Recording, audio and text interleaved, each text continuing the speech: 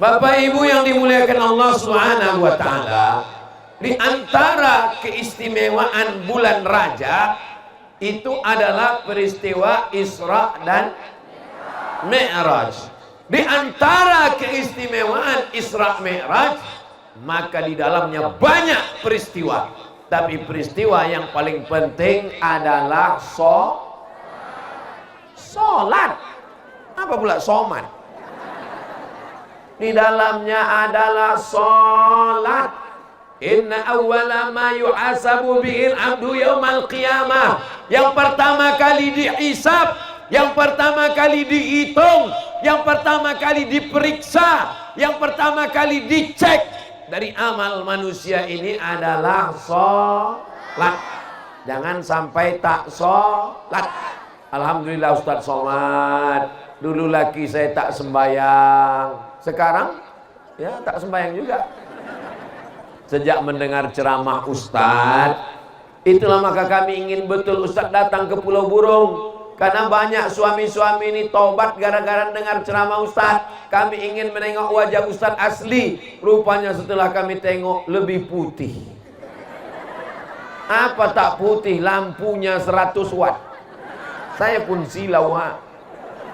Apa Ibu yang dimuliakan Allah Subhanahu wa taala. Alhamdulillah Ustadz Somad. Sejak Ustadz tausiah kami tonton di YouTube. Suami saya pun sekarang udah sholat Pak Ustadz. Sholat apa Bu? Idul Adha. Itu pun ke masjid mau ngambil kupon kurban. Saudaraku yang dimuliakan Allah Subhanahu wa taala.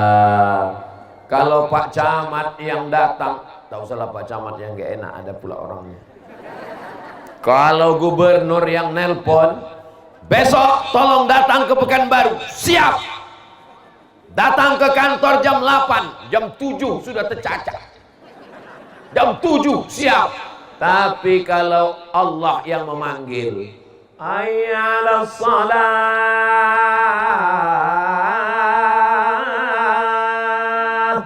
kau aja duluan lah. Katanya Allah Maha Besar, kau katakan Allahu Akbar. Tak layak kau mengucapkan Allahu Akbar. Mestinya kau katakan pejabathu Akbar. Karena kau lebih membesarkan atasan, lebih membesarkan komandan, lebih membesarkan manusia. Munafik tak sesuai. Lain di mulut, lain di hati. Tapi orang Pulau Burung, jangankan ke masjid, di tanah lapang, tak ada karpet, becek, hujan, datang mereka berbondong-bondong. Ini bukti bahwa sholat subuh besok, tengoklah. Saya yakin dan percaya, kalau hanya sekedar tahu, ilmul yakin. Kalau sudah sampai pada hakikat, hakul yakin. Tapi kalau sudah menengok dengan mata kepala, ainul yakin. Puncaknya, saya ainul yakin. Orang Pulau Burung tak tinggal sholat berjamaahnya. Andai tak betul, ya berpahala husnuzon kan. Daripada suuzon. Suuzon itu andai betul berdosa, tak betul fitnah. Tapi husnuzon, andai tak betul, tetap dapat pahala. Kenapa? Saya husnuzon. Untuk apa lah Ustaz husnuzon sama laki saya? Sembahyang subuhnya pun jam 8. Dari mana Ibu tahu? Saya tengok dia habis rukuk ngangkat tangan baca kunut. Itu namanya subuh kesiangan. Mungkin baru-baru taubat. Mudah-mudahan besok dia tepat waktu, on time insyaallah. Amin. Ibu jangan marah-marah. Ini mengamuk. Kenapa kau tak sembahyang? Ibu jangan mengamuk-ngamuk. Kenapa kau sembahyang subuh jam 8? Ngasih taunya lembut aja Bang. Kalau kau sembahyang subuh jam 8, nanti kau masuk surga juga. Cuman masuk neraka dulu. Mudah-mudahan kita semua ini tidak ada yang tersentuh api neraka. Rabbana atina fid dunya hasanah wa fil akhirati hasanah wa qina. 7 kali subuh, 7 kali Maghrib 7 kali. Allahumma ajirna minan nar, Allahumma ajirna minan nar, Allahumma ajirna minan nar, Allahumma ajirna minan nar, Allahumma ajirna minan nar, Allahumma ajirna minan nar, Allahumma ajirna minan nar. Inna awwala ma yuhasabu bihil abdu yaumal qiyamah. Yang pertama kali dihisab, yang pertama kali ditanya, yang pertama kali dihitung, yang pertama kali dikira adalah sholat. Makanya anak umur 7 tahun suruh sholat.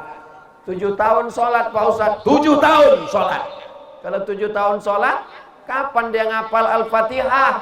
Kapan dia ngapal Qul Huwallah? Anak umur 5 tahun, ibu sambil masak sarapan pagi, bacakan Qul Huwallah. Bismillahirrahmanirrahim. Qul Huwallahu ahad, Allahus lam yalid walam yulad walam yakul lahu.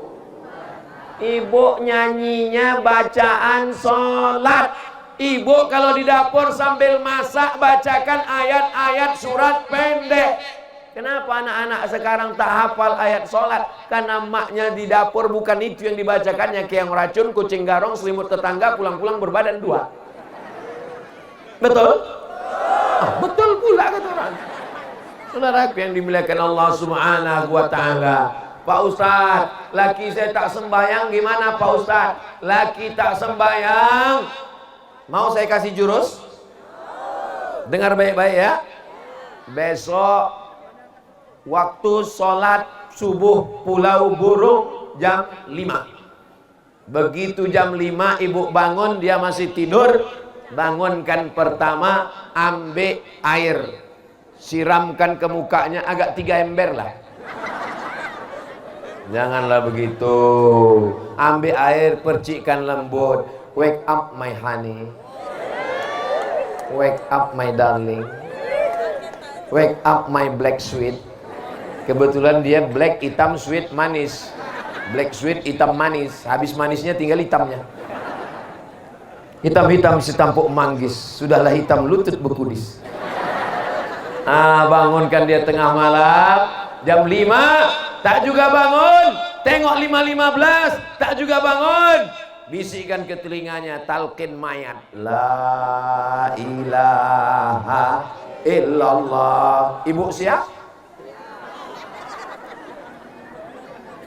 Saya sedang memancing mereka yang katanya ibu suka marah-marah, mengamuk-ngamuk, merepet-merepet.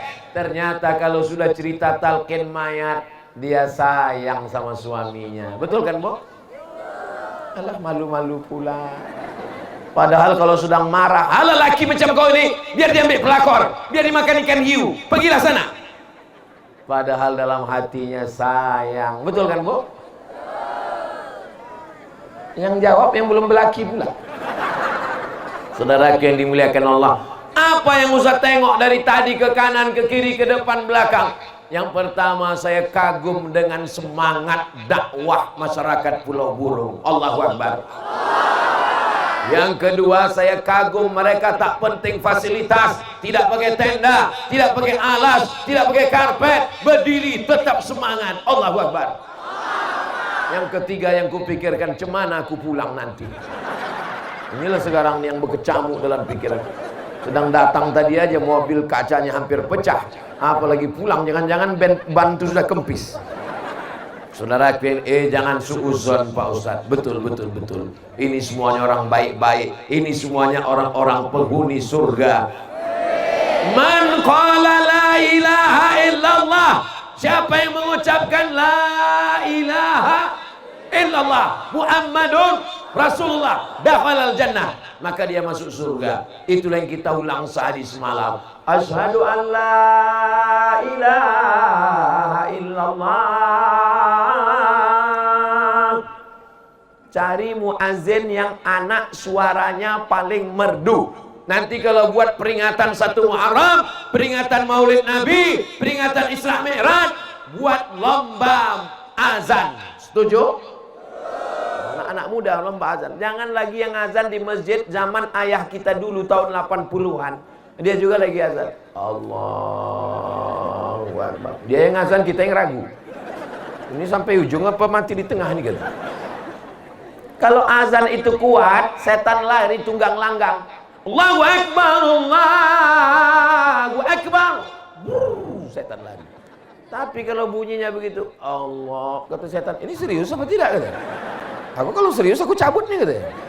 Kalau cuma ecek-ecek aku di sini aja kata dia. Saudaraku yang dimuliakan Allah Subhanahu wa taala. Setelah azan berkumandang, masuk masjid. Idza dakhala ahadukumul masjid, kalau kamu masuk masjid, fala yajlis, jangan duduk. Salat dulu 2 rakaat namanya salat tahiyatul. Setiap kening yang menempel, tempelan kening ke Masjid Al-Falah tadi di Sungai Guntung, tempelan Masjid Raya, tempelan Masjid Agung akan menjadi saksi di hadapan Allah. Makanya nanti kalau ke Pekanbaru, kalau ke Batam, mampir ke masjid, sholat. Jangan lupa Ini banyak orang singgah ke masjid, singgah ke masjid, singgah ke masjid, singgah ke masjid. Keterangan kencing, kencing, kencing, kencing. Ambil wudhu, sholat sunat tahiyatul masjid. Itu sunnah Rasulullah sallallahu alaihi wasallam. Mudah-mudahan kita istiqomah insyaallah.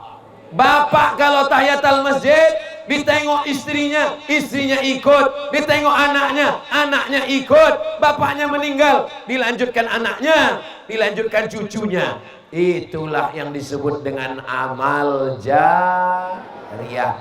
Bapak bukan ustadz, ibu bukan ustazah, tapi melaksanakan, ditengok. Anak-anak jadi tahu. Sholat apa tadi mak? Itu sholat tahiyatul masjid. Kok cepat kali ayah itu sholatnya? Iyalah, nama dia kan Valentino Rossi.